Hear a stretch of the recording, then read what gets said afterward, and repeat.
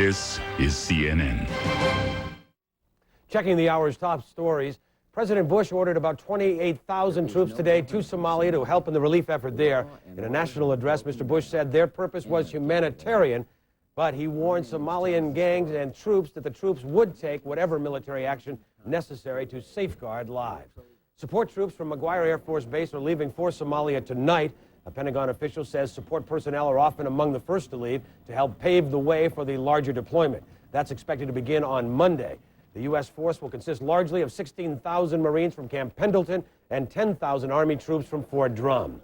Many Somalis reportedly are pleased with the announcement. Just today, fighting forced the port in the capital of Mogadishu to close down, holding up 12,000 tons of grain, or enough to feed about 1 million people for a month. In our focal point tonight, we examine the subject of hunger. It is an age-old worldwide problem. CNN's John Mann examines the destruction hunger wrecks and why it has left almost nothing of Somalia.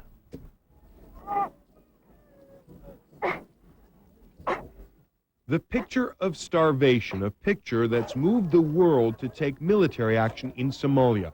It is a picture of suffering through the agonizing stages of hunger, from malnutrition to starvation to death. We see the clinical picture of dramatic skin and bone, extremely wasted pictures coming out of Somalia in recent days. And the process is basically a gradual wasting of the soft tissue of the body. So the only tissue that doesn't melt away is the bone. From the dry, dusty Horn of Africa to the mean streets of America, hunger is no stranger. But it stalks in different ways and preys on its victims in different degrees. In America's soup kitchens, the face of hunger reflects what the World Health Organization calls silent undernutrition. This subtle form of malnutrition robs the poor of the energy they need to grow and ward off disease. But in Somalia, where lack of food has become a chronic problem, malnutrition has entered a final stage, when the starved body starts feeding on itself. The body basically consumes its own tissue to meet the basic energy requirement. So it's a process of wasting away. That's why some of the starved children of Somalia have bloated bellies.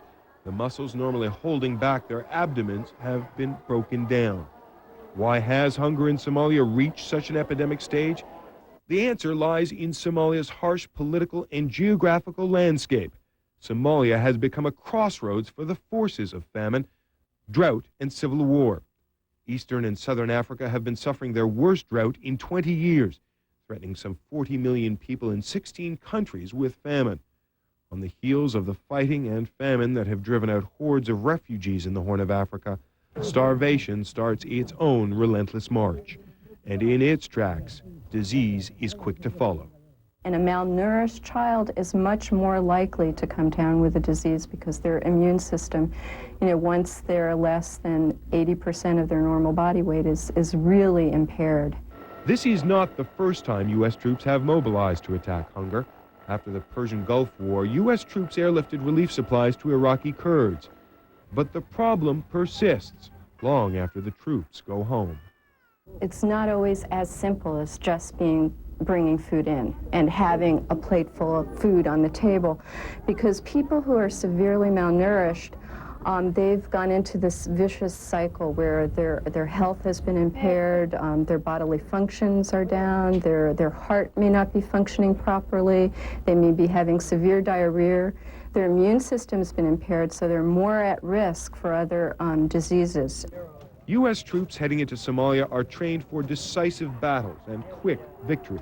But now they are leading an assault on a much more relentless enemy, famine. Jonathan Mann, CNN reporting.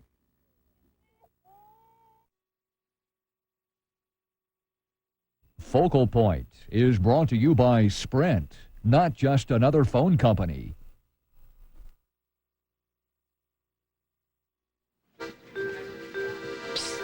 Over here. I notice you're checking prices on those little TVs. You wouldn't have to if you had Sprint's remarkably easy calling program, The Most. Oh, yeah? See, The Most saves you big on whoever you call the most each month. 36% when that person has Sprint. And you don't have to sign anyone up. It's easy. You might even save enough for one of those big screen jobs. Thanks. They're on aisle 6. Oh.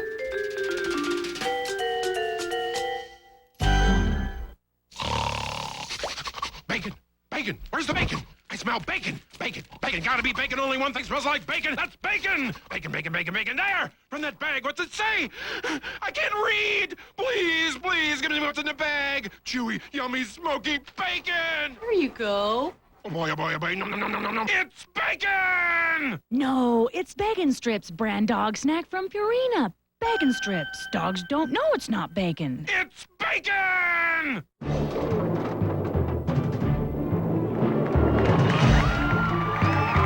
I was accused of having molested. Fans said goodbye to their basketball to inmate number 922. Both parties heads. Relive 1992 in 8 one-hour specials. Can we all get along? The Year in Review begins December 13th on CNN.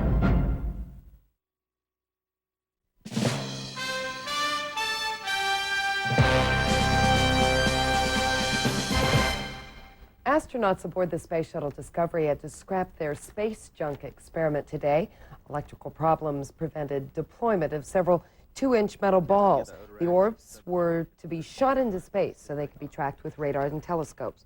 Researchers want more experience tracking small objects in space, for such items can do major damage if they collide with the shuttle. Astronauts will try again on Sunday. Well, the U.S. may reportedly be operating a secret spy plane that flies as fast as 8 times the speed of sound.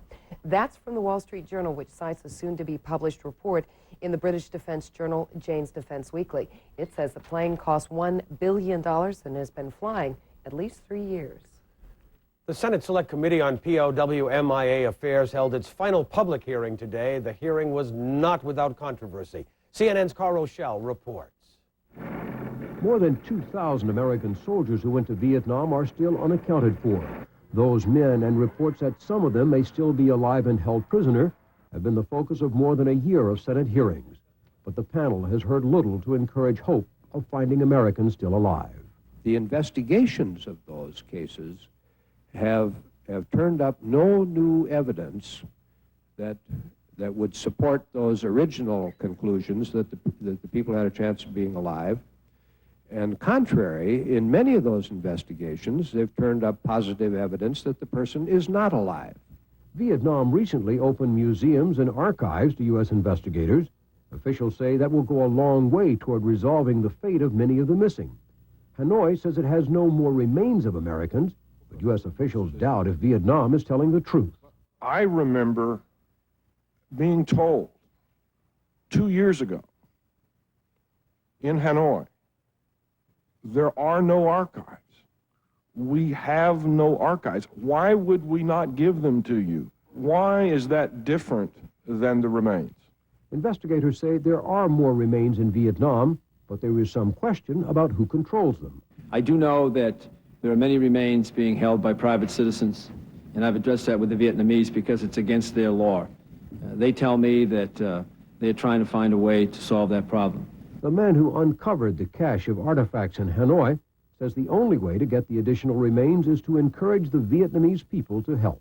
The more steps the United States takes to ease the hardships on Vietnam, the more warmth the common Vietnamese citizens will feel towards us and will come forward with materials. But the families of the missing Americans are adamant about not normalizing relations with Vietnam until it has provided a full accounting of all missing Americans. Carl Rochelle, CNN, Washington. North Dakota voters apparently have chosen Democratic Senator Kent Conrad to serve out the 2 years left on the term of the late Senator Quentin Burdick. Unofficial returns show Conrad defeated Republican Jack Dalrymple in a special election. Conrad had declined to seek re-election to his own seat after serving 1 term in the U.S. Senate, but he decided to run for the vacant post after Burdick died in September, saying he did not want North Dakota to have 2 junior senators. A federal advisory panel is recommending the use of an experimental gene therapy to fight cystic fibrosis. Now, the therapy would involve inserting corrective genes into the breathing passages of infected patients. The altered gene should correct the dangerous respiratory symptoms of the disease. Cystic fibrosis is an inherited illness that affects some 30,000 Americans. Testing could begin next month if it is approved by the FDA and the National Institutes of Health. New research shows that women who smoke after their babies are born still are putting them at risk. Researchers from the Centers for Disease Control and Prevention found such smokers' babies twice as likely to die from sudden infant death syndrome as children of non-smokers. However, one study author says the findings are not conclusive. A Baltimore school for pregnant students and teenage mothers will offer the implanted birth control Norplant along with other contraceptives starting next month. Officials say they will continue to advocate abstinence, but they say offering the contraceptives may reduce one of the nation's highest teen pregnancy rates. Norplant consists of 6 matchstick-sized capsules which are implanted under the skin of the upper arm. It lasts 5 years and costs about $550. A local charity donated $200,000 for the young women who do not have insurance to help pay for the procedure. It seems parents the world over seem to share a common problem: how to get their children away from the television and focused on books instead. Teachers at a Maryland middle school think the answer lies in turning on the video generation to TV and homework at the same time. CNN's Ed McCarthy explains. What is this? Yeah, that's made up of cells. This is a class on cell biology, but science teacher Marvin Mostow can also demonstrate an important lesson in human behavior. Kids love TV.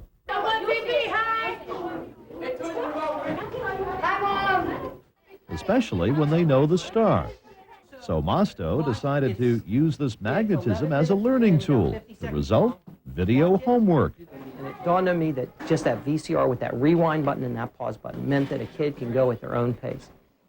At home, Mostow's students flip off regular TV and tune in to their science teacher.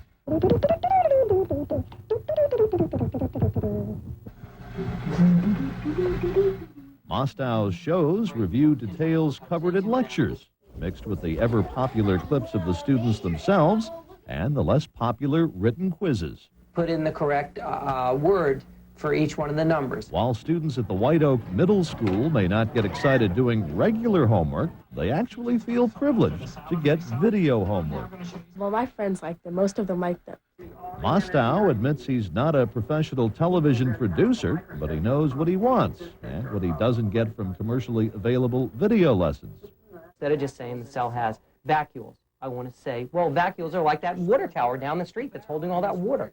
But I don't know if they know that water tower. You know, I don't know what's there, but when they see it, they'll go, oh, yeah, that's the one he was talking about. Mostow's success has encouraged other White Oak Middle School teachers to make their own videos. His hope is that video homework will spread not only within the school, but across the country as well.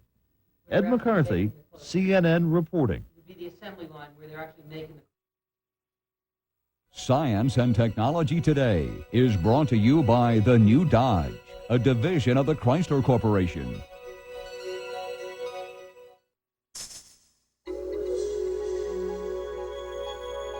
A truly sophisticated automobile can tell you a lot about itself. In the placement of its controls and switches, in their feel and ease of operation, in the information the car gives you. Every thoughtful detail of the Intrepid's instruments ensures that you'll never be in the dark. Intrepid. This changes everything. Tonight on Sports Tonight, more movement in the free agent market in baseball. The Astros make a big pitch and land a proven lefty, while Kirby decides he'd rather stay home. And will Michael play against the Blazers? Find out tonight, 11 o'clock Eastern on CNN. I ran into David Perry over the weekend. I haven't thought about him since he retired. He sure ain't living like he used to. Is that what we have to look forward to? Actually, when I started with the company, I talked to my broker at Payne Weber. He felt that our retirement plan wouldn't be enough, so we decided I should be putting some money aside. How do you even know about our plan? He asked.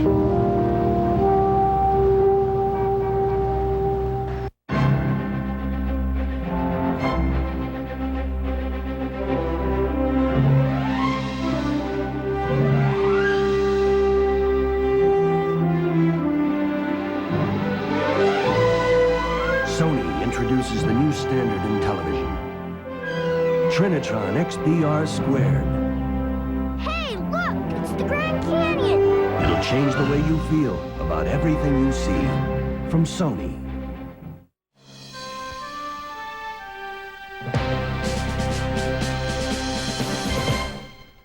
British officials are saying that a light bulb that overheated caused that $95 million fire at Windsor Castle 2 weeks ago. An official inquiry rules out human involvement, including arson. Officials say a spotlight got too hot and set fire to a curtain in Queen Elizabeth's private chapel. The devastating fire roared through 6 rooms and destroyed valuable art treasures. A former First Lady will soon turn 80, but the party for Lady Bird Johnson is already underway in Austin, Texas. 2 days of celebrations began tonight. The events include a film about the First Lady, who is closely identified with beautifying America's highways. Greetings have arrived from every president since her husband, Lyndon Johnson. Lady Bird Johnson actually turns 80 December 22nd, but she's reserved that date for her 2 daughters and her 7 grandchildren. Many happy returns. That's right. It's definitely not quiet on the Western Front or on the Eastern Front, well, Northeastern It's Front. a mess, and I want to know what Karen McGinnis is doing about it. Karen? Susan, I have the answers right here for you.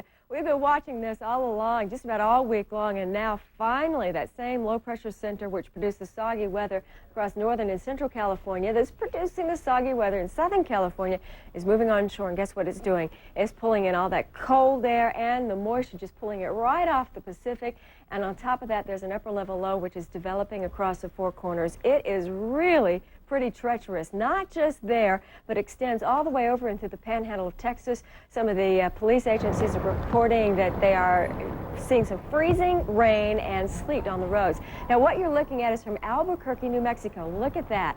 You think that was bad? We'll just add about 50-mile-an-hour winds on top of that. It was just terrible in Albuquerque, and I just checked the latest wind chill factor. And right now, the wind chill factor in Albuquerque is 19 degrees below zero. And it looks like it's going to get worse before it gets better, because that low-pressure center is gaining strength out here. We've got a high-pressure center to the north, and that's what's causing those very strong winds to come in. Well, as we head on into Saturday morning, the strong gusty winds associated with this low, now moving up into Quebec, is moving across the Great Lakes region. And we've seen some lake effect snows here that have really been pretty ferocious and caused whiteout conditions, especially across the Michiana area along a section of US 31 and I-196 in southwestern Michigan. As we head on into Saturday afternoon, this system is in no hurry. It's so huge, and it's getting its act together literally all the way from Wyoming, where, by the way, I checked all the conditions. The warmest spot is Casper, Wyoming, 5 degrees above zero. Just about everybody is double-digit below zero at this hour with dangerously cold wind chill factors. Where you see that orange into the panhandle of Oklahoma and Texas, that's where you could see that freezing rain and sleet. Look how cold it turns, teens and 20s across the Great Lakes. Pittsburgh, 28 degrees and some snowfall there. Los Angeles, your afternoon reading 62. Billings, 39 and breezy. And if you are traveling to Tucson, cloudy skies, rain in the morning and 59. And then what happens for Sunday morning's weather picture? Now that storm moves, it heads into the plains, anywhere from Wyoming to northern Oklahoma, over and through Iowa. Watch out for the snowfall. Generally speaking, you may see between 5 and 8 inches of snowfall, maybe some locally heavier amounts with the gusty winds. So drive carefully. We know you're anxious to get the holidays underway. We'll be right back with the CNN Ski Report. Christmas is about families. And so is this computer, the Tandy 2500 RSX from Radio Shack. For the incredible price of $799.95, you get a 386SX 25 megahertz processor with 24 built-in programs for budgeting, word processing, and home education, with the power to run PC-compatible software, made in America by American families. Christmas, families, and the Tandy 2500 RSX, they go together. From Radio Shack, your Christmas electronics store. The Lone Ranger.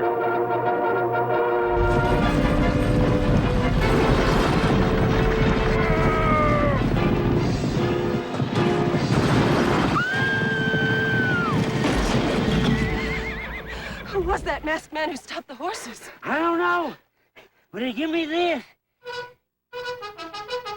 Still going. Nothing outlasts the Energizer battery. It keeps going and going and... Ooh, darling, I need you so.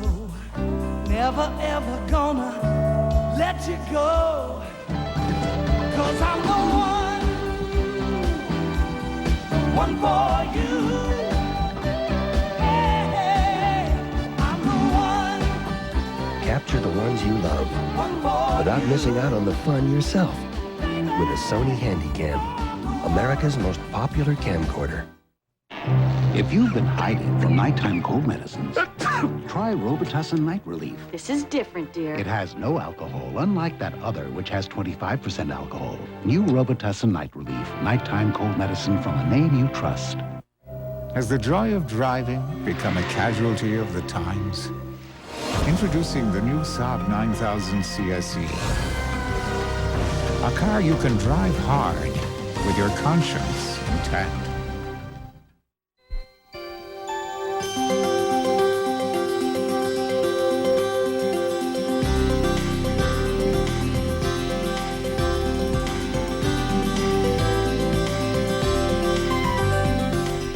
That snowfall that you were looking at was from Flagstaff, Arizona, where they saw 11 inches today already. You're going to see some more tomorrow, too. How about Alaska, Hawaii, and the Caribbean? Mostly sunny. Honolulu. Kauai's picked up some showers, but it looks like it's tapering off now. Flurries in Anchorage and a high of 30 degrees, 89 for San Juan. Well, yeah, all these snowstorms make for great skiing conditions. I think you will see them gradually improve, too. We've got the CNN Ski Report.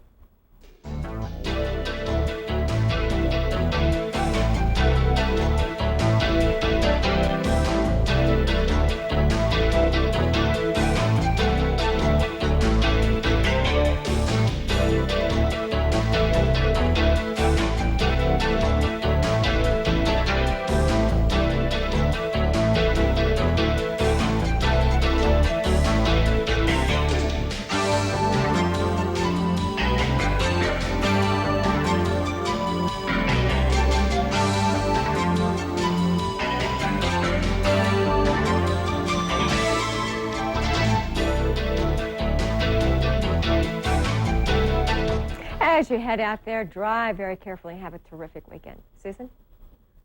Thanks, Karen. We'll move over. Batman and Barbie, the hottest new character in toy stores this holiday season, is a 6-foot purple dinosaur named Barney.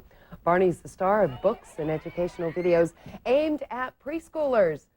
And he has his own series on PBS. Kids are absolutely crazy for products with his likeness, from dolls to T-shirts to backpacks. One retailer says Barney is even bigger than the Cabbage Patch Kids were several seasons ago. But if you don't have time to go from store to store looking for Barney, try turning on your TV set. You never know what's being sold or who's doing the selling. CNN's Cynthia Tornquist takes a look at the latest merchandising craze. So we'll come up on 3. 1 minute. And I think we have something for everybody.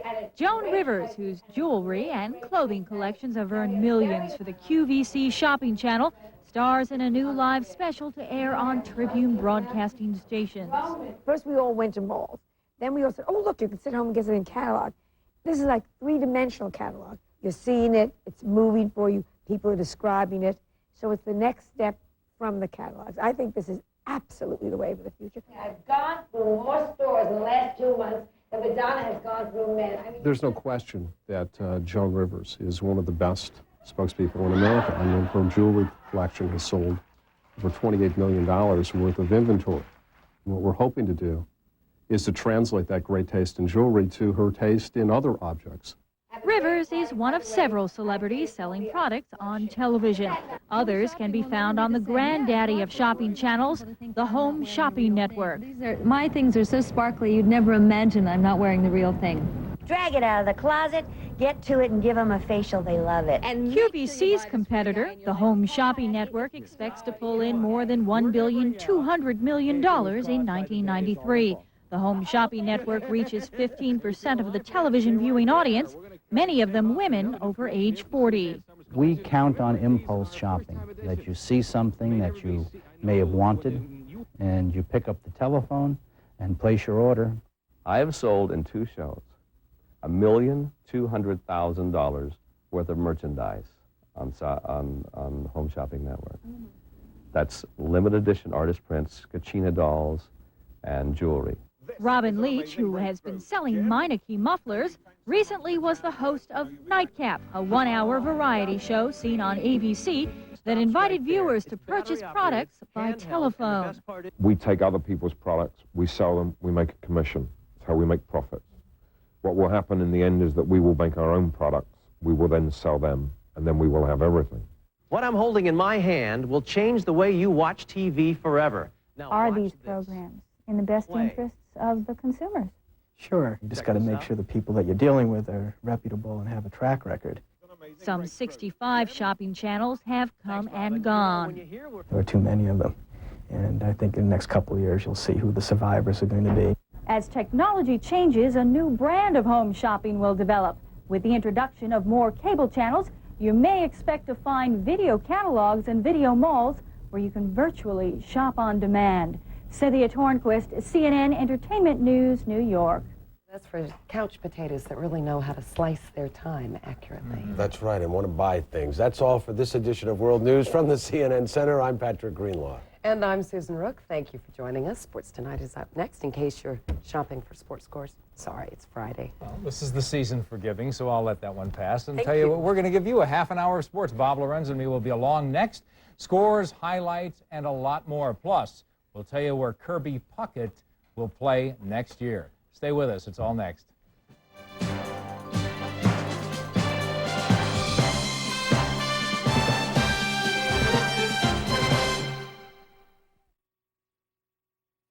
Sports Tonight is next here on CNN. For an update on the day's top stories, you can turn to Headline News. Check local listings for channel number. Listen, for a safe and sparkling holiday, this is CNN.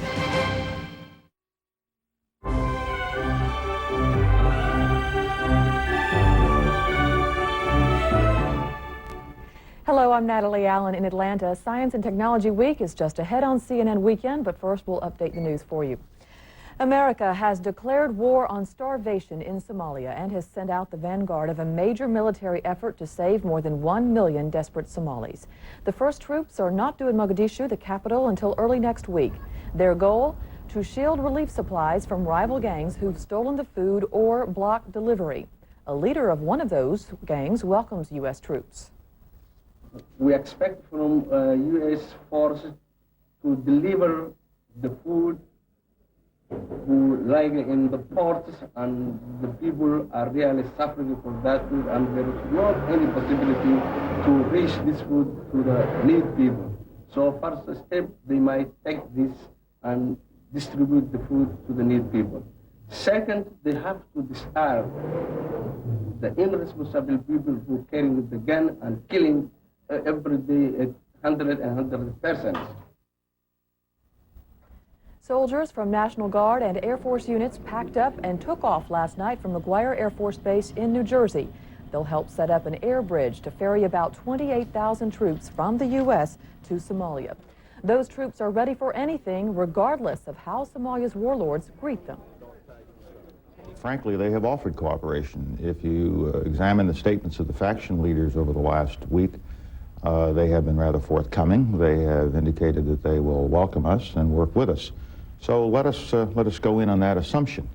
But we also realize that if that is not the case, we have to have the wherewithal, the forces with us, to ensure cooperation. But we are not trying to add to the level of violence in Somalia. We're bringing in a rather formidable force, not to add to the level of violence, but to see if we can control that level of violence and start moving it down.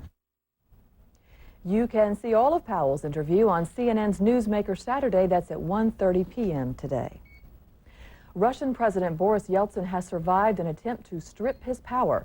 The Congress of People's Deputies failed to adopt a constitutional amendment supported by hardliners. The change would have forced Yeltsin to get legislative approval of key cabinet positions. Instead, he can still name his own government and continue his economic and political reforms. President-elect Bill Clinton has reportedly offered his first cabinet-level post to Texas Senator Lloyd Bentsen. Today's Dallas Morning News says Clinton called Bentsen to discuss the Treasury Secretary's position. Clinton aides say Benson is the front runner, but no offer has been made. Science and Technology Week is coming up when CNN Weekend continues right after this.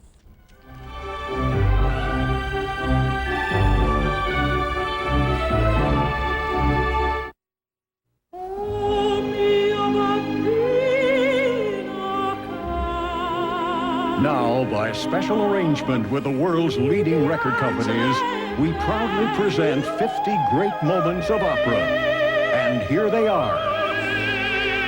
The world's most beloved voices, Luciano Pavarotti, Placido Domingo, opera's most touching arias, Un Bel Dì from Madame Butterfly. Call or Send Now. Thrilling choruses, Habanera from Carmen. Renata Tebaldi. Here is an extraordinary collection of what many believe to be the ultimate performances of opera's great moments. Look at this incredible list of stars. All your favorites are here. You get the spectacular Maria Callas. Call or Send Now. Listen to these beautiful arias. Here is all the great music, great drama, and great singing in a special collector's treasury like you've never seen before. Call or send 1998 for 4 records or 3 long play cassettes, $29.98 for 3 long play CDs to 50 great moments in opera. Order today. Monday, Bat Burgers, Armadillo Quesadilla, a beetle salad. It's the gourmet of gross. Larry Woods goes across America and discovers critter cuisine on CNN's World News, 10 p.m. Eastern, Monday.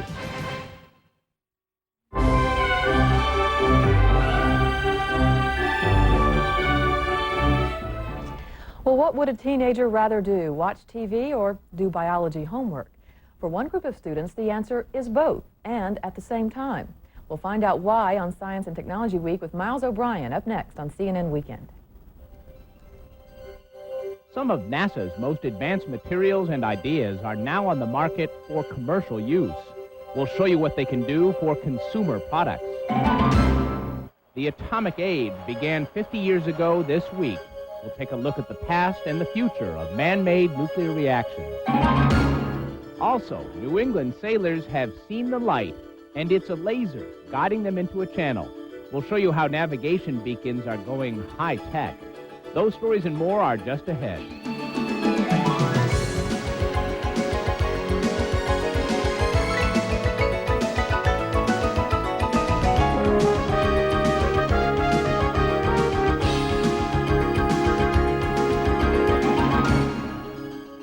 Hello, I'm Miles O'Brien.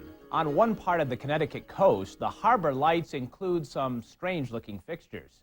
That's where the U.S. Coast Guard is trying out new ideas for helping mariners stay on course. CNN's Doug Haberson reports. A lighthouse can serve as a beacon to sailors, but its lone flashing light is little more than a landmark.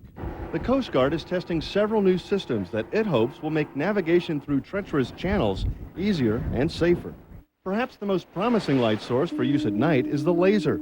The perfectly straight, razor-sharp line of light cuts through the night sky with an unmistakable purpose. We've had people that had no idea what we were doing out here with this beam come across it and say, wow. They immediately recognized what it was for, to follow it in, and they would get underneath it and run right along underneath the beam. The light beam is aimed down the length of the channel about 200 feet overhead and level with the water. On future models, imagine 2 more beams, one on either side, slightly lower, and another color. To find the center of the channel, the navigator will steer so that all 3 beams appear evenly spaced. Scientists hope to refine the laser so it uses less power and is not as costly. Conventional channel lights, or range lights, consist of a pair of spotlights, one mounted on a low tower in the foreground, the other on a high tower in the background. When the ship is in the center of the channel, the lights appear to line up, one above the other. This method works, but it has some drawbacks. The lights are difficult to see during bad weather or when a ship is still far from shore, and unlike lasers, they can be difficult to distinguish from other harbor lights. To improve the visibility of conventional range lighting, researchers are also testing something called the extended light source. It resembles two 15-foot tall fluorescent lights stacked one atop the other. The whole front surface lights up, making it very distinct and visible. We believe that light pipes, the long extended lights, can be aligned much more accurately than the points of light. Another method can be seen day or night. It uses low-pressure sodium lights that emit only one color, yellow. The light system is viewed through a filter which blots out all the other colors of the spectrum. The filter enables the navigator to filter out most of the sunlight during the day and other harbor lights at night. It's the effect of turning the lights off in the world. You shut everything down, you cut the intensity and the brightness down of all your surroundings except for that one particular lamp. Not only is the system versatile, but it also uses 20 to 50 times less power than white spot lights. Coast Guard officials say that none of the systems being tested is perfect under all circumstances. In fact, the best system may be a combination. But one thing is clear, the lighthouse is going high-tech. We'll be right back to shed some light on the week's events, including a big day for 6 young birds that got off to a flying start.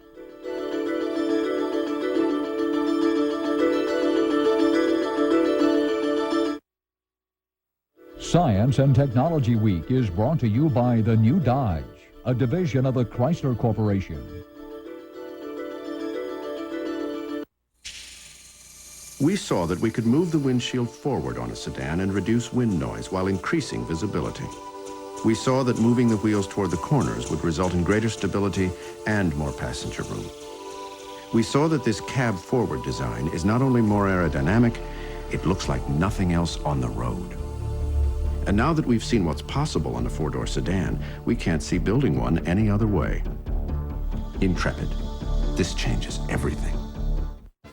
Tonight, U.S. troops to Somalia, a mission of mercy or a mistake, and the down-home people approach of the Clinton transition. Will different winds be blowing in Washington? On CNN's Capital Gang, 7 Eastern tonight.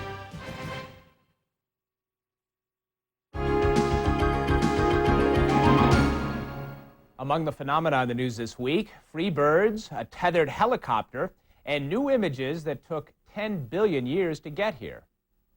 The Hubble Space Telescope has captured images of the oldest and most distant galaxies ever seen.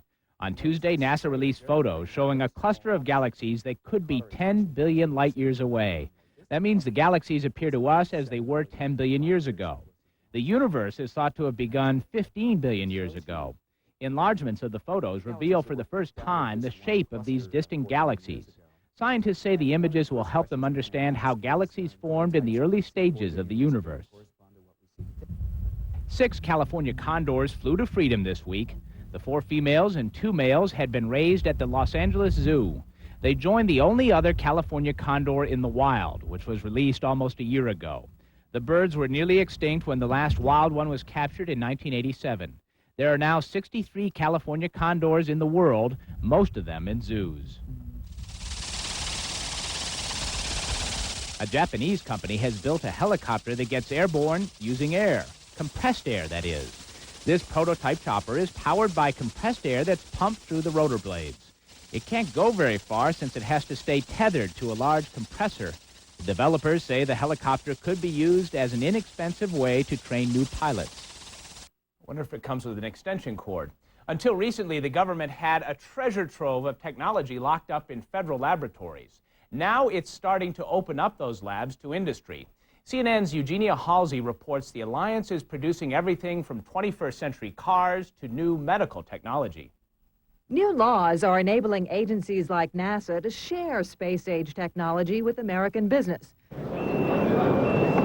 The result, the production of more down-to-earth items like cars, but with a distinctly cosmic cachet. All of the space is taken advantage of, more like a NASA space shuttle where you have limited amount of room, so you take maximum advantage. This is the Avtec WX3, the fastest production car in the U.S. It can go up to 250 miles per hour. It's just one of hundreds of commercial products developed with the help of federal technology funded by taxpayers. Recently, 11 agencies, including NASA and the Energy Department, invited industry into their labs to find commercial uses for work deemed critical to the nation's economic future. The results are on display in Baltimore this week at a conference called Technology 2002. We're opening up our weapons laboratory, converting swords to plowshares, if you will, for the first time, and the private sector coming in to see what we can do. They're like kids in a candy store, because some of this has been highly classified, and they've never seen it in the world. Inventions to be licensed include a device that can be implanted beneath the skin of diabetics to deliver insulin. It eliminates the need for daily injections. We have great hopes that this will really revolutionize the treatment of diabetes. The device grew out of NASA's Goddard Space Flight Center. To go to space, NASA had to miniaturize a lot of technologies to fit in spacecraft, because you have the need for light, small components.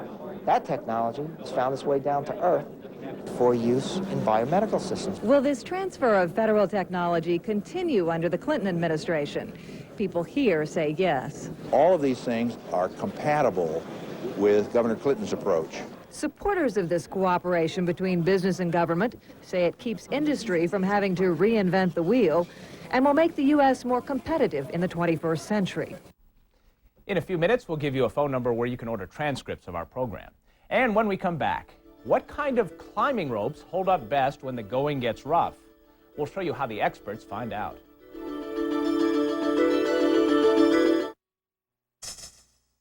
You probably think this is a tire. Actually, it's part of a muffler system. Its special design helps keep noise down. And it's also part of a performance steering system that allows the rear wheels to actually pivot, to hug a corner better.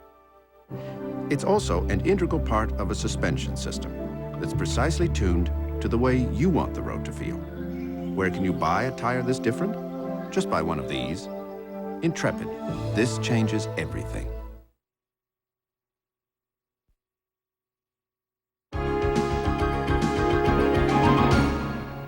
Companies that sell camping or sporting gear want to be sure it will hold up through rough treatment or bad weather. One supplier gets that assurance from a trio of strong silent types named Fred, Tom, and Woody, who work in a very unusual lab. If this climber slips, will his equipment stop his fall? That is the type of question Cal Magnuson has made a career of answering. Magnuson is a quality control engineer for REI, a national sporting goods store. His research helps manufacturers choose the best materials and designs for different products. This is a rope abrasion test machine that I made up from an old four-cylinder engine. The engine is laid on its side and it's driven by an electric motor and a speed reducer. Abrasive wheels simulate the rope being dragged over jagged rocks.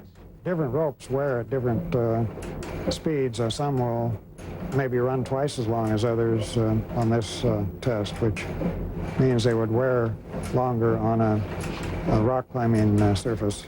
Breaking things has been a part of Magnuson's job for over 20 years. 3,000, maybe 4,000.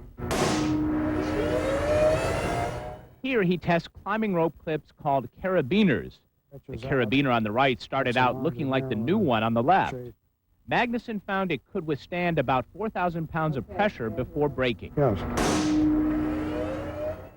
The lab tests ensure that products live up to their claims and help shoppers find items that meet their needs, like a sleeping bag for very cold weather. And you're looking for a bag just for winter? Well, this is Fred Fiberglass. He's my helper for testing sleeping bags.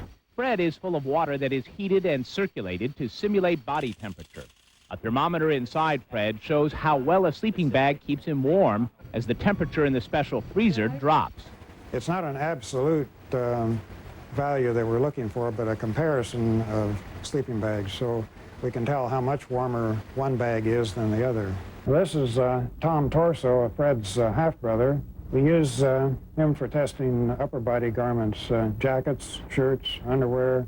And this is Woody. Well, everybody has to have a name. Woody's job is to test harness strength.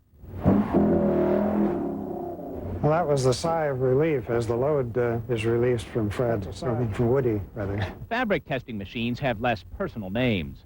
This hydrostatic tester checks the moisture-proof coating by forcing water through it. There's 100, 120. And the fabric burst before it started leaking. So this is a real good coating on this fabric. Magnuson also measures the force needed to tear fabric. As each thread snaps, a computer records the tension levels. So we may test a number of fabrics when the product development group is designing a tent to see which one would perform the best. Magnuson's lab isn't the only place REI tests its equipment. It's also evaluated during actual use. But field testers and customers usually appreciate having a stamp of approval from the lab before they hang their hopes on a new product. The atomic age had a birthday this week. It was on December 2nd, 1942, that humans produced the first self-sustaining nuclear reaction. It changed the world. This week, some people celebrated the anniversary, while others mourned or protested. CNN's Jeff Flock reports from Chicago. The age that brought us nuclear weapons, nuclear power, nuclear medicine, the age that brought bone scans, smoke detectors, carbon-14 testing, and 3 Mile Island, Chernobyl, and mutually assured destruction. That age is now 50 years old. It's the nukes that must go, but not me, my friends. Good or bad, or perhaps good and bad, the nuclear era began here. It was on this spot at the University of Chicago that the first nuclear chain reaction was produced. It was this man, Enrico Fermi, heading this team. Physicist Leo Sarin was part of it and now thinks it was all a mistake. After the bombs were dropped in Hiroshima and Nagasaki, then I turned against all the nuclear weapons and all weapons. Glenn Seaborg discovered plutonium, which Fermi used in his historic experiment. No, I don't have any regrets at all. We were in a race with Hitler and his scientists. It was a matter of survival. The way the anniversary was marked in